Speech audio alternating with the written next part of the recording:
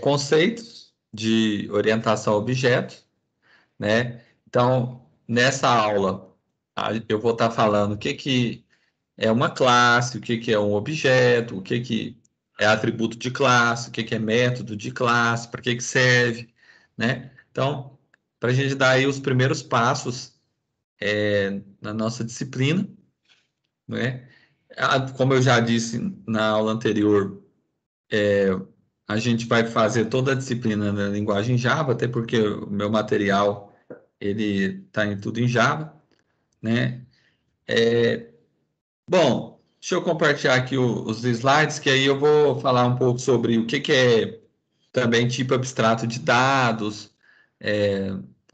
começar a introduzir esses primeiros conceitos aí de orientação a objetos, e quem quiser também pode, durante a minha explicação, pode me interromper, pode abrir o microfone, pode me perguntar, ou que às vezes eu não vou estar conseguindo ver aqui no chat, mas pelo microfone eu consigo ouvir, tá bom? Então pode, se sentir necessidade, pode parar a minha explicação, tá bom? Então, deixa eu compartilhar aqui os slides. Então, como eu disse, né, aqui no chat, no site da disciplina, eu já deixo os slides. Então, os slides da aula de hoje já estão lá. Então, você clica lá, faz o download para o seu computador. Beleza. Então, vamos lá, né? Bom, então, aí está uma agenda, né, do que é a aula de hoje, né? Então, a gente vai falar primeiramente o que é encapsulamento, né? Para que uma classe ela tem que ficar encapsulada? Por que a gente tem que fazer ocultação de informação dentro da programação orientada por objetos, né? Por que isso é importante? O que é uma classe, né? O que são objetos, no final das contas? O que é atributo de classe? O que é método de classe? Como que um objeto troca mensagens, né, com outro objeto? Então, daí os primeiros passos nesse novo paradigma de programação que a gente está entrando aí, que é a programação orientada por objetos, né? Então, é normal, vocês estão vindo aí de um outro paradigma de programação, que é o paradigma procedimental, né, onde você tinha lá a linguagem C, e aí você tinha, por exemplo, as funções, né? Então, um procedimento chamava outro procedimento, e era só isso, função chamando função, né? E aí começava o seu programa através da main, você compilava o arquivo .c usando um compilador e gerava um arquivo .exe, que era um executável. Só que agora é diferente. Agora a gente começa a fazer uma mudança de paradigma, ou seja, a usar outras. Existem várias formas de você programar, né? Não existe, existem vários paradigmas de programação. A orientação por objetos é um deles. A programação procedimental é outro, né? Existe, por exemplo, não sei se vocês já ouviram falar, mas existe a programação lógica, que é outro paradigma de programação, onde você tem outras linguagens de programação, onde você vai programar usando regras de inferência, uma base de conhecimento, e através de regras de implicação e tudo, você chega o seu programa vai retornar alguma informação para você, né? Então, existe, por exemplo, a linguagem Prolog, que é para programação lógica, né? Existe o paradigma de programação funcional, né? Que é baseado em funções, é uma programação também, que aí é outra maneira de programar. Então, bom, é claro que esse curso, o foco é a orientação por objetos, então vamos lá, né? Vamos entender esses conceitos fundamentais. Bom, primeiro, vamos falar aí um pouquinho de encapsulamento, né? Que propriedade que é essa? Bom, vamos pela definição do STAR de 2000, né? O que ele falou? Que o que é encapsulamento? É a propriedade de um módulo esconder ou tornar não manipulável uma parte do código. Então, baseado nessa definição, a gente acaba entendendo o seguinte, que nem todas as informações que estão dentro de uma classe, elas podem ser manipuladas por outras entidades, por outros objetos. Então, ou seja, a gente tem que esconder algumas informações da classe e não deixar, por exemplo, que os atributos da classe sejam manipulados diretamente. Por isso que uma boa prática de programação que a gente vai estar vendo aí é a gente declarar os atributos da nossa classe como sendo privados.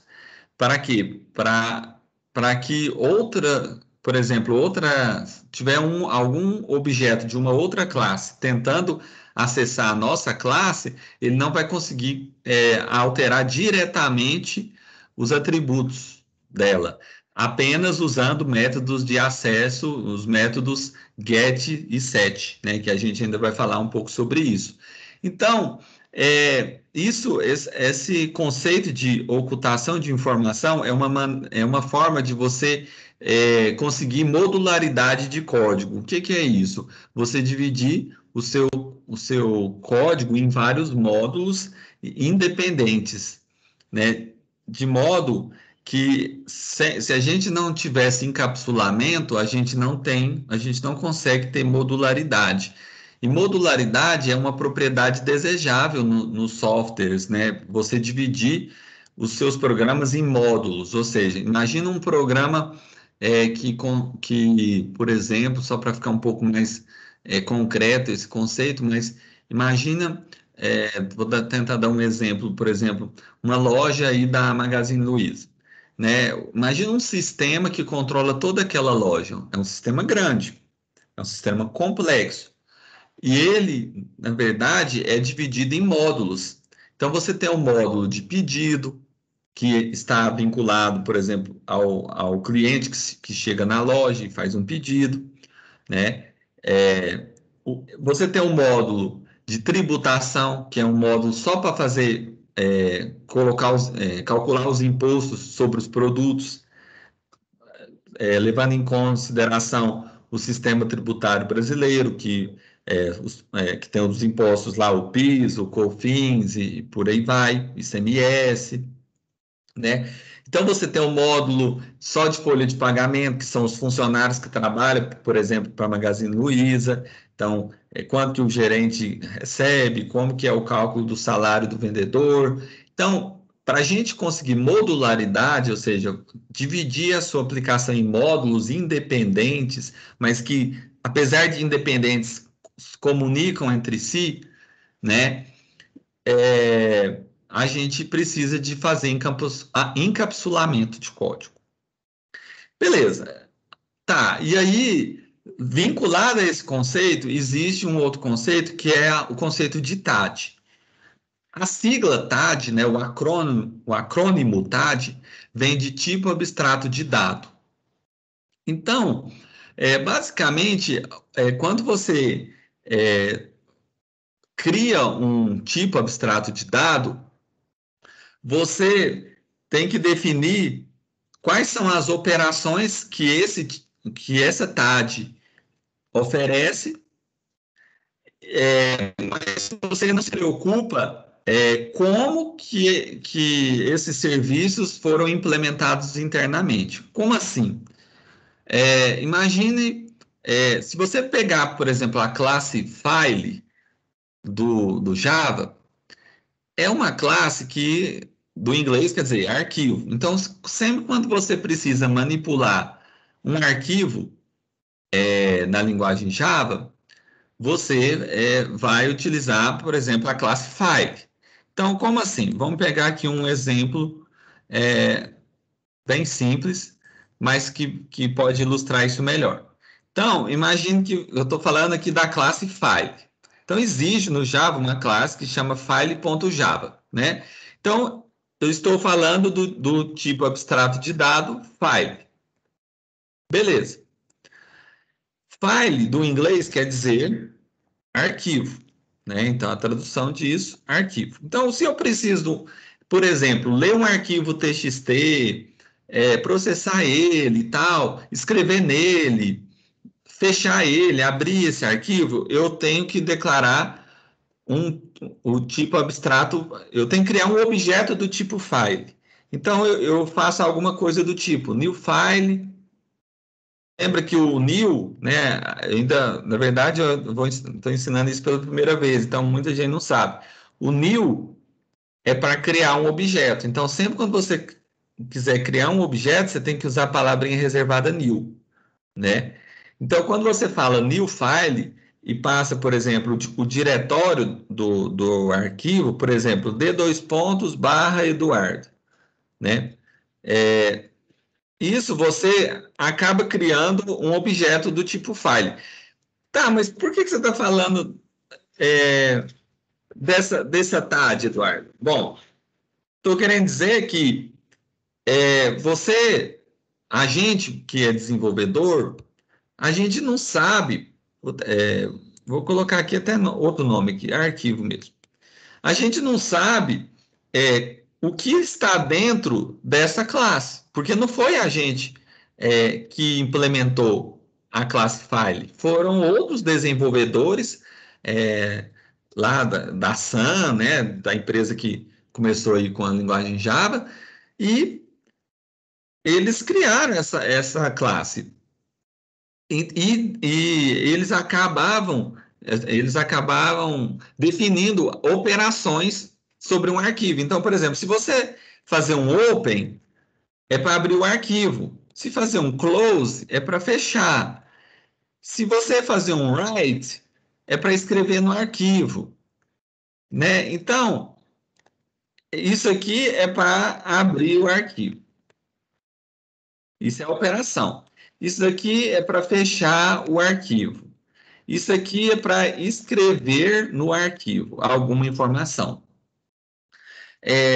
Se você quiser ler, tem o método read, que é ler algo no arquivo. Então, pessoal, a gente, no final das contas, a gente está falando do tipo abstrato de dado file. E a gente só sabe que só conhece as operações, só sabe os nomes desses métodos que eu acabei de falar para vocês e qual é a função que cada método desempenha. Então, se eu preciso trabalhar com arquivo, eu vou dar um new file para criar o objeto e se eu precisar abrir o arquivo, eu faço um open, se eu precisar fechar, eu dou um close. Mas veja, se eu precisar escrever nele, eu dou um write. Beleza, mas a gente não sabe internamente como cada método foi implementado, concorda? A gente só conhece as operações, mas a gente não sabe como que internamente isso foi codificado, isso foi implementado, porque a gente não teria que abrir todo o código da classe file para a gente saber como que o desenvolvedor que programou essa classe pela primeira vez, como que ele fez para implementar esses métodos? Qual código que ele colocou dentro do método open ou do método write?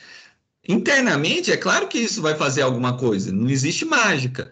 Dentro do método write, existe a implementação desse método.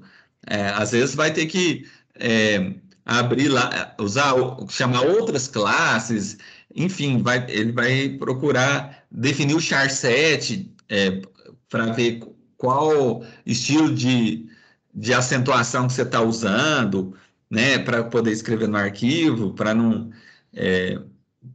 Enfim, você tem que é o chamado char set, né, que tem a ver com símbolos de pontuação, tudo mais. Então, internamente, esse método faz alguma coisa, mas a gente só conhece as operações, a gente não sabe como isso foi implementado.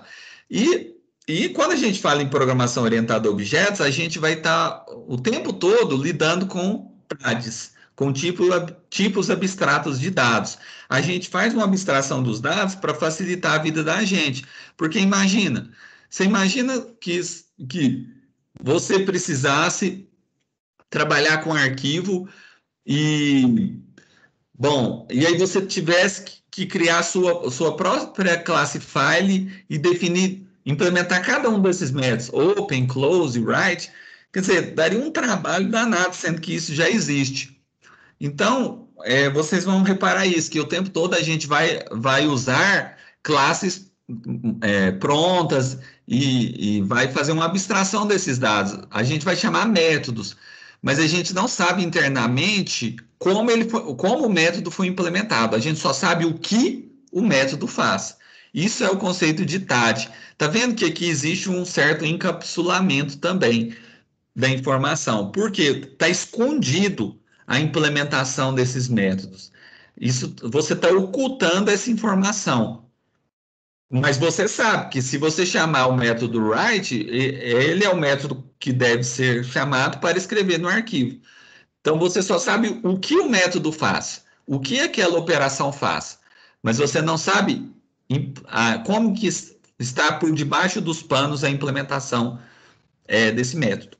E aí a gente vai ver assim ao longo da disciplina que quando a gente for usar, por exemplo, coleções de dados e tal, a gente, por exemplo, salvar num array, numa lista, a gente também vai usar tipos abstratos de dados prontos, que foram já implementados por outros desenvolvedores. Então, essa é a ideia. Né? São conceitos abstratos, mas que eu acho que, dando esse exemplo, deve ter ficado um pouco mais fácil de entender, né? Bom, então, vamos passar aí para o próximo conceito, que é o conceito de objeto, né? Não tem como a gente falar de programação orientada por objetos sem definir o que é um objeto. Bom, o exemplo que eu mais gosto de falar para explicar objeto é o seguinte: objetos são instâncias de classes. Então, quando a gente pega, por exemplo, a classe aluno, a classe ela vai tentar descrever todo e qualquer aluno. Então, ela vai tentar fazer uma generalização dessa informação e vai tentar descrever o que é um aluno, por exemplo. Então, o que é um aluno? Matriculado, por exemplo, nessa disciplina. Então, tudo bem, matriculado no Cefet. O que é um aluno? Ele tem um número de matrícula, ele tem por exemplo, um curso que ele faz ali no Cefet, ou uma lista de cursos que ele está matriculado, né? Então, esse número de matrícula também é o que vai identificar unicamente aquele aluno, né? Tanto é que o professor, às vezes, na hora de lançar as notas, ele coloca o número de matrícula e do lado as notas. Por quê? Porque o número de matrícula é como se fosse uma chave única. Ele identifica unicamente um aluno. Não existem dois alunos no Cefet com o mesmo número de matrícula. Né? É igual ao CPF, cada pessoa tem seu CPF, né? Isso é uma chave.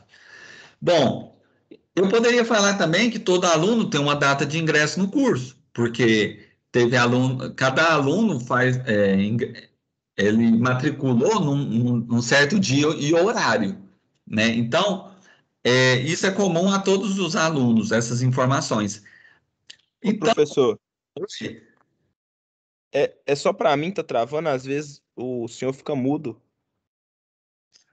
ah, Queria só saber se é só para mim, eu tenho que perguntar para os outros, eu não sei. Pra mim tá que super às vezes. Ah, não, então é só no meu computador mesmo. Pode ser no seu computador. É, Bom, de qualquer forma, essa aula está sendo gravada, depois eu vou colocar disponível também no YouTube, tá? Assim, para depois, quem quiser olhar. Então, o que que acontece? A classe, ela tenta descrever todo e qualquer aluno. O objeto, ele é uma instância de uma classe. Como assim? Imagina o seguinte, são 37 alunos, por exemplo, matriculados em PC2, né? Beleza, então cada aluno é um objeto. Por quê? Porque o objeto é uma instância de uma classe. Ele refere-se a uma pessoa, a um aluno específico, a um aluno particular. Então, por quê? Cada aluno tem seu nome, tem um número de matrícula. É como se vocês pensassem assim, então quer dizer que eu sou um objeto do tipo aluno, o meu colega aqui é outro objeto, o outro colega é outro objeto, é isso, Eduardo? Seriam 37 objetos do tipo aluno? Sim. Por quê? Objeto é instância de uma classe. Ele se refere a um aluno em particular. E a gente sabe que cada aluno tem seu próprio nome completo, seu próprio número de matrícula, é, a lista de cursos ou às vezes só um curso que ele, geralmente é um curso mesmo que cada um faz, mas pode ser que tem gente que faça mais de um curso também. Então, eu acho que essa é a ideia. A classe, ela tenta fazer o quê? Descrever todo e qualquer aluno, tipo, generalizar o que é comum a todo e qualquer aluno. E então a classe é como se fosse a regra e o objeto é a instanciação dessa regra, né? Então a classe é algo mais genérico e o objeto é algo mais específico, vamos pensar assim. Então quando você for criar isso, como se diz? Se você for ter que criar uma classe, o que você vai. Você só vai ter que criar a classe aluno, só a classe aluno, uma única classe.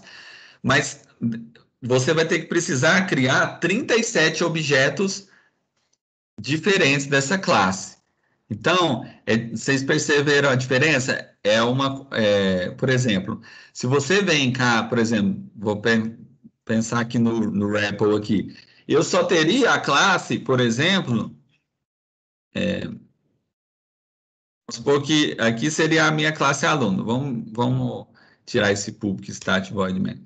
E aqui, na classe aluno, eu teria, por exemplo, private string nome, private string curso, por exemplo.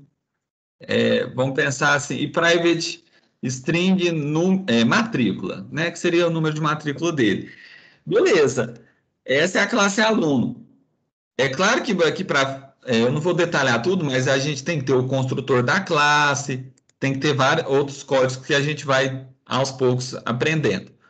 Eu só declarei atributos. Falei que eles são privados e falei que todos os atributos são string.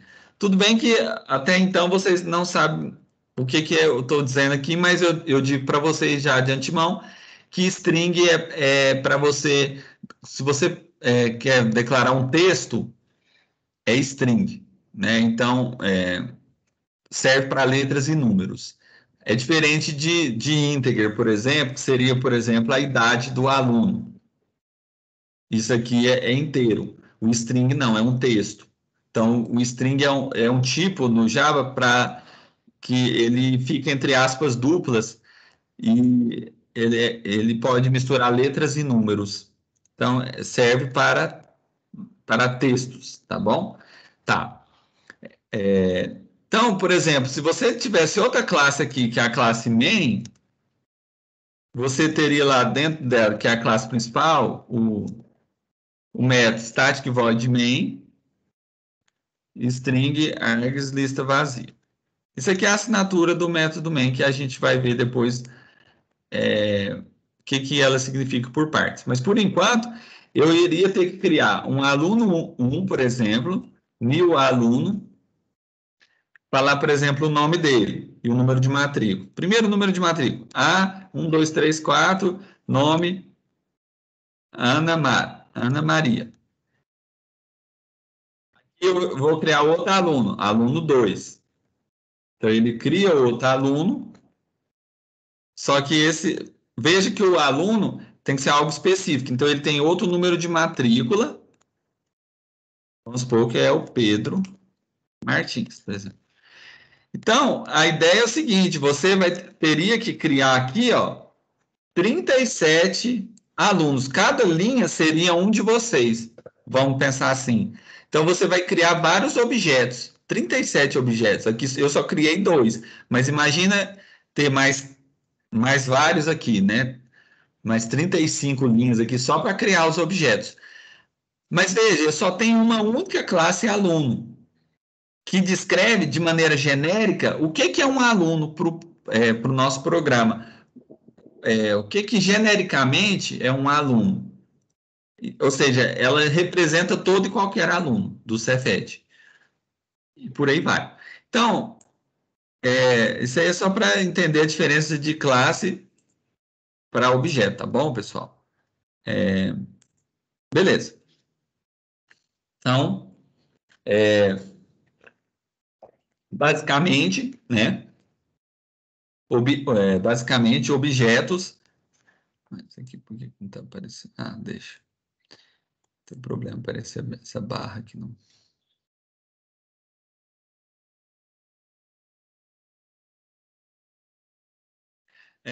Então, assim, basicamente, tudo que está à nossa volta, como eu falei na aula passada, são objetos.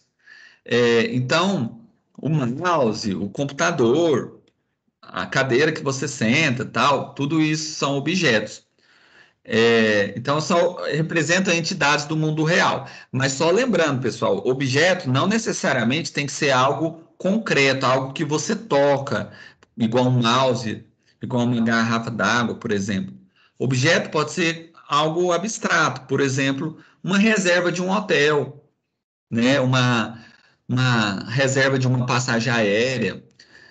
São coisas abstratas que você, por exemplo, a reserva de hotel seria o quarto que você vai ficar no hotel, em qual hotel, essas coisas.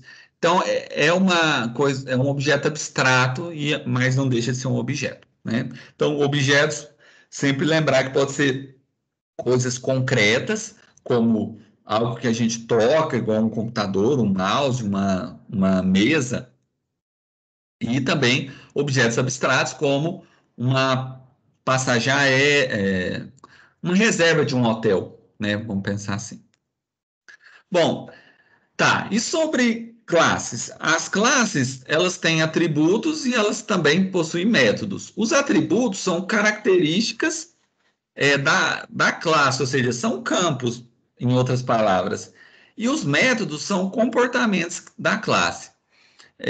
Então, por exemplo, o que seria um atributo de uma classe carro, por exemplo?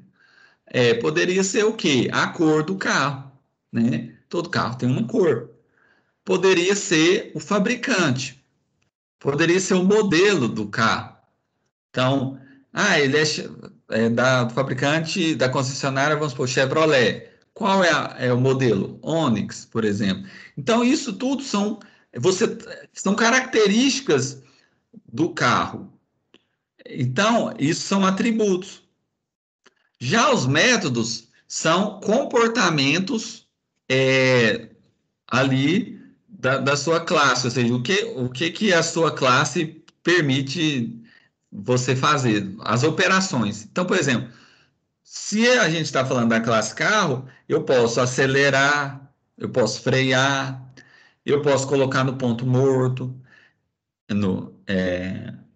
Então, quer dizer, existem, isso tudo são operações que um carro te permite fazer. Ah, mas e se fosse na classe aluno? Quais operações seria, Eduardo? Por exemplo, matricular. Você vai matricular o aluno num curso. Você pode, sei lá, cancelar matrícula dele também, numa determinada disciplina. Então, isso são operações, né, que a classe aluno poderia ter. Então, vamos continuar essa explicação entendendo o seguinte: como que funciona a estrutura de um programa orientado a objeto? Então, basicamente, você tem todo programa Java, ele tem uma classe principal, e nessa classe principal ela tem um método main. E o método main, ele tem exatamente essa assinatura aqui. Ele é público, ele é estático, ele não retorna nada, ou seja, ele é void, e ele pode receber um vetor de strings. Ou seja, você não pode ter duas classes principais em um projeto Java. você só tem uma única classe principal. E o que é a classe principal? É a que contém o método main. Ou seja, esse método com essa assinatura diferentona aí, né? Por que você disse que o método main pode receber um vetor de strings? É porque você pode passar informação para o seu programa no momento que você vai executar o programa. Então, imagine que você já quisesse iniciar o seu programa passando alguma string para o seu programa, por exemplo, o seu nome. É possível? Sim, é possível, mas não é obrigatório você inicializar seu programa no momento de execução dele, você já passar um string, um texto para ele.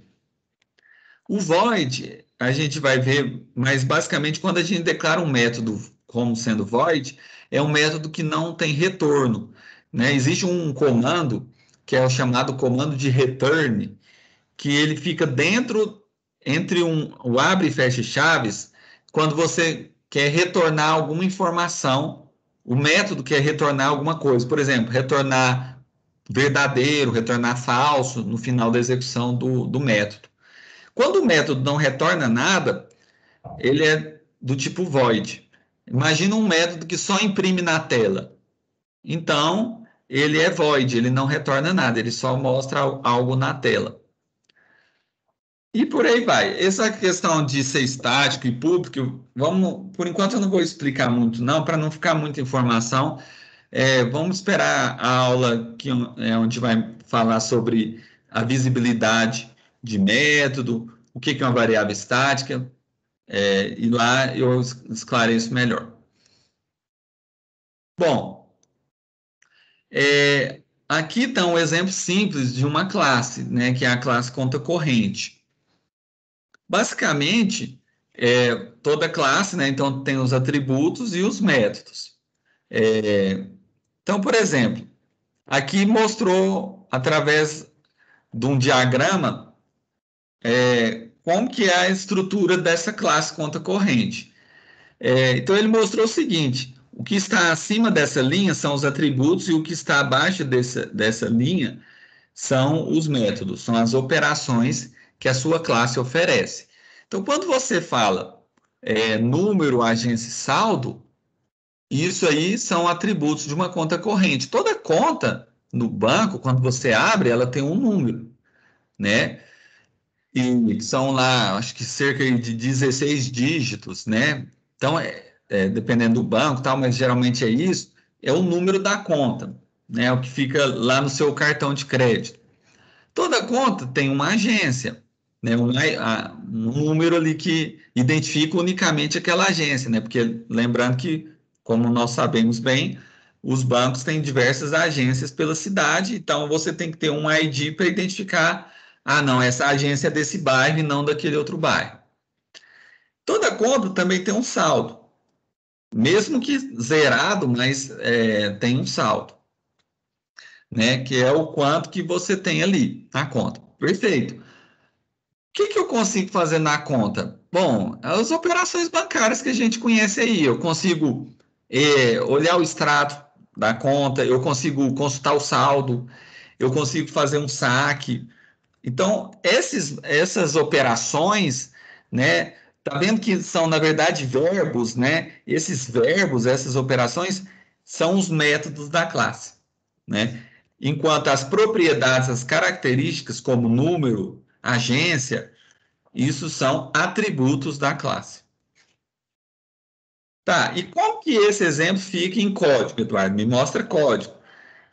Você já falou e não mostrou código. Então, tá aí um exemplinho de código em Java para traduzir esse diagrama, só que agora escrevendo em Java como que essa figurinha aqui fica o código disso. Aqui é o código, tá bom?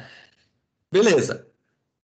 Então, basicamente, o Java, ele é uma linguagem tipada, que eles falam. O que é uma linguagem tipada? Ela é fortemente tipada, né? É uma linguagem que toda variável que você vai declarar, você tem que falar o tipo dela, né? Diferentemente do JavaScript, quem aí às vezes já chegou a programar em JavaScript, em Python, você não precisa declarar o tipo da variável. Você pode fazer, por exemplo, A igual a 10, o próprio compilador já entende que você declarou uma variável inteira ali, porque essa variável está recebendo o valor 10, por exemplo. A linguagem Java não. Toda variável que você for declarar, você tem que falar o tipo dela, né? Então, como assim? Por exemplo, o número da conta é um long. O que é o long? É um número bem grande, inteiro de, acho que 64 bits, quer dizer, um número bem grande. O que é um int? É para falar que a agência é um número inteiro. Né? O inteiro é menor, a capacidade de expressão do número inteiro é menor que a de um long, porque o int ele cabe 32 bits ali a representação dele, né? Lembrando que o computador expressa tudo internamente como zeros e uns, né? Ou seja, notação binária. E o saldo é um double. Por que saldo não é int e é double? Isso aqui é o tipo. Então, isso aqui é o tipo da variável e isso aqui é o nome da variável. Saldo é o nome da variável. Double é o tipo dela. Igual o int é o tipo da variável agência. Então tá. Então, antes sempre do nome da variável, eu coloco o tipo. O double serve para falar que aquilo ali é ponto flutuante. Como assim? Um número em ponto flutuante? Sim.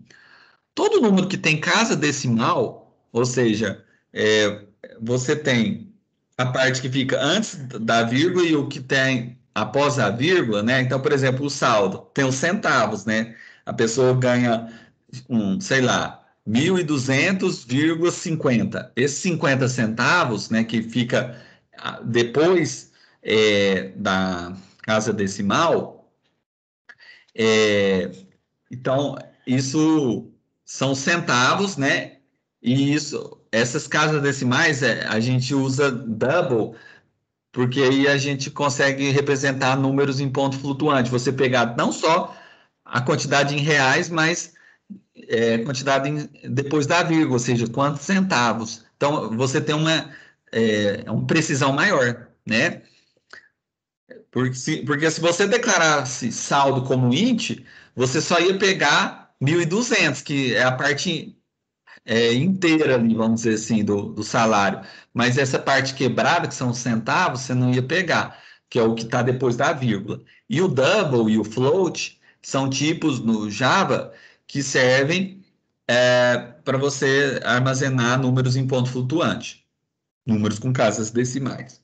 A diferença é que float ele consegue armazenar números menores do que um double, por exemplo.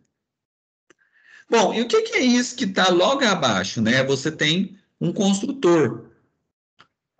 E o construtor, ele serve para você, quando você for criar um objeto dessa classe, você chama o método construtor, que é esse método aqui, né? O construtor, ele é o método responsável por instanciar o objeto, por construir o objeto.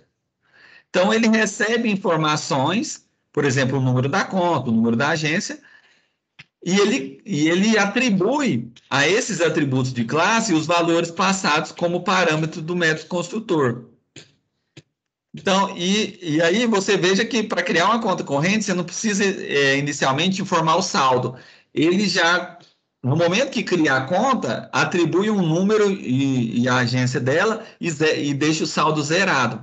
O que faz todo sentido, porque no momento que você acabou de criar a conta, o saldo está zerado mesmo. Depois que você faz depósitos, que aí vai aumentando o valor que tem lá. O que é o sacar? É você retirar algum dinheiro que está ali na sua conta. E o que é depositar? É justamente o contrário. É você colocar dinheiro ali na conta. Então, o método sacar, ele recebe um parâmetro. Então, isso que está entre parênteses, abre e fecha parêntese, é o parâmetro do método. Então, ele recebe lá, por exemplo, o valor a ser sacado. Imagina que sua conta tem R$ 100, você quer sacar 50. Então, o valor igual a 50. Se esse valor for positivo, eu vou atualizar o saldo da minha conta. Ou seja, eu vou fazer uma operação de subtração ali e atualizar o saldo. Se eu tenho 100 e eu saquei 50, o meu saldo é 50, porque ainda restam 50 na minha conta. Já o depósito é a operação inversa. Você, ao invés de estar retirando, né, você está colocando lá, né? Então, se você tem 100 na conta e vai depositar mais 50, você vai fazer uma adição no saldo, né? E aí vai somar 100 com 50 e jogar de novo no saldo, vai atualizar o saldo. Então, o que é esse igual aqui, né? Que muita gente pode estar se perguntando. É o chamado comando de atribuição. Então, o Java, o C, tudo tem esse comando de atribuição. É quando você quer jogar um valor, atribuir um valor à variável. No caso, a gente vai reatribuir um valor a saldo, dizendo que agora o novo saldo é dado pela subtração do valor passado como parâmetro. Ou, se for num depósito, pela adição do valor passado como parâmetro. Já a consulta do saldo é simplesmente mostrar atualmente quanto que a variável está armazenando, quanto que a variável saldo está armazenando. Por isso que está vendo, ela retorna um double, porque o saldo não foi declarado como double, então o retorno também tem que ser double, retorno do método. Tá, beleza. Assim, à medida que vai passando os dias, é claro que vocês ainda estão começando a fazer essa migração de paradigma, então é normal ter ainda algumas dúvidas, tá, pessoal? Mas basicamente, para você criar um objeto conta corrente, você vai ter que chamar agora o construtor da classe conta corrente. Como? Usando a palavrinha reservada new. O new vem de novo, né? New do inglês, né? Se você traduzir, é novo. Então, quando você quer fazer um new, você está criando um novo objeto. Então, aqui ele exemplifica isso. Como que ele cria um objeto do tipo conta corrente. Então, vocês perceberam, né? Não tem como eu criar um objeto sem antes definir a classe dele. Primeiro eu defino as classes e depois eu saio criando os objetos dessa classe, né? Ou dessas classes, se preferirem aí no plural. Bom, então olha lá, ele criou o objeto conta corrente, então ele chamou o new para indicar que nessa linha, na linha 2, está sendo criado um objeto do tipo conta corrente. E aí ele informou duas informações, que é o número da conta e a agência. Ah, Eduardo, mas como você sabe que é número de conta e a agência? Por quê? Porque no método construtor, você tem que olhar muito bem a ordem dele, como que ele está sendo declarado, porque essa ordem importa. Como assim? Olha lá o método construtor. Ele recebe um long e depois um int, ou seja, número da conta e a agência. Então, isso aqui é o número da conta e a agência. Então, tá vendo? A ordem importa. E é o método construtor que diz para você quem vem primeiro, quem que vem antes da vírgula. E aí você pode separando todos os campos por vírgula. Nada impediria que você tivesse um outro parâmetro aqui, por exemplo, até o saldo mesmo. E aí veja que ele vai separando os parâmetros por vírgula. Então, quando ele cria lá, por exemplo, o objeto minha conta, ele vai atribuir esses valores de agência, de conta e agência para essa conta. E aí é como se criasse na memória uma caixinha lá e atribuísse numa região de memória ali iria ficar armazenado esse objeto, contendo esse número e essa agência. E o saldo zerado, porque no construtor, o que ele faz? Ele faz saldo igual a 0.0. Mesmo que você não passou o saldo para o construtor, dentro do método construtor, o saldo é zerado.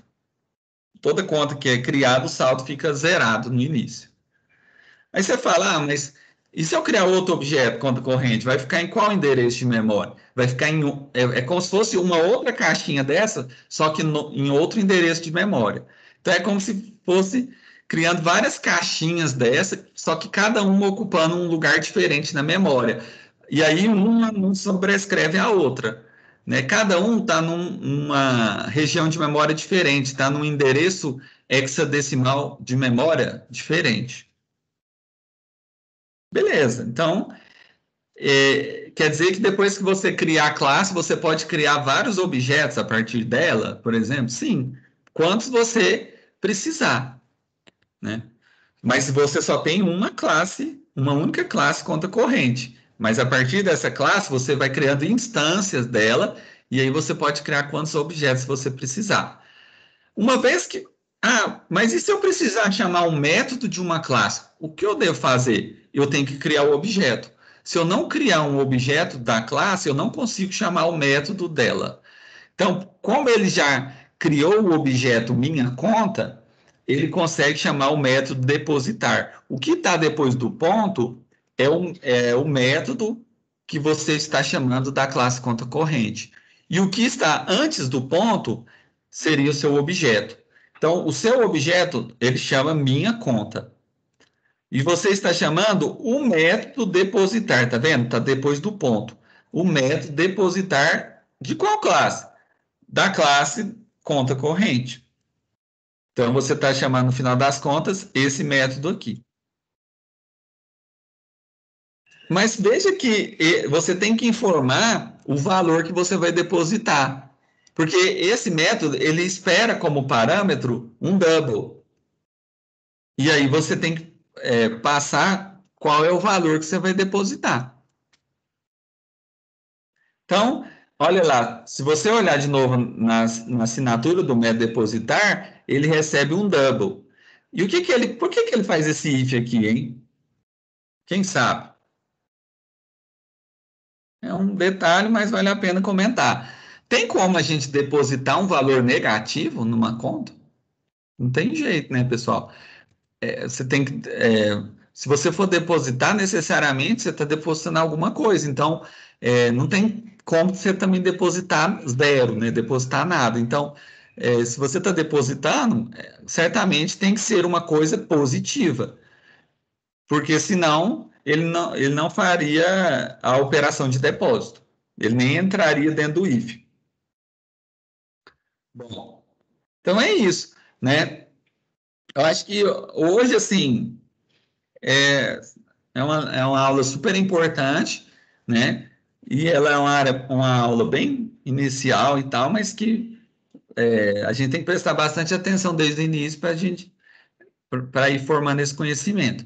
Então, por exemplo, fica aí com exercício para depois vocês tentarem exercitar aí um pouco, entender um pouquinho dessa aula, fazer esse exercício, por exemplo, se eu tiver um sistema de gestão de biblioteca, como você tentar identificar para cada sistema quais seriam as classes desses sistemas, o que cada classe teria como atributo, como método.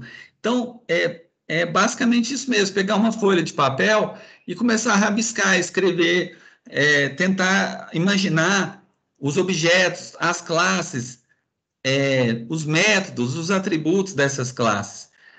Como assim, Eduardo? Dá um exemplo. Por exemplo, você pega lá, sistema de gestão de um consultório médico, né?